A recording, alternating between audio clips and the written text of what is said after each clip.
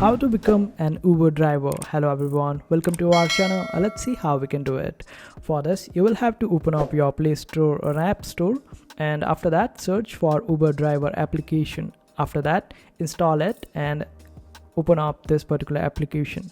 After that, it would require you to provide some information about you in order to sign up on this particular app, and you would be requiring your driver's license, your background check, and your health and medical checkup might also be there. You would have to follow all these steps, and after fulfilling all the criteria provided by Uber, you would be able to sign up for an account.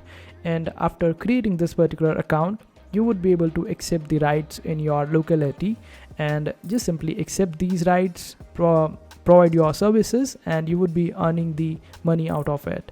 After you earn a certain amount of money, you can check your balance over here, and you can cash this particular amount out in your bank account. And this is how you do it. I hope this video was helpful. Make sure to hit that like button and also subscribe to our channel for more helpful videos.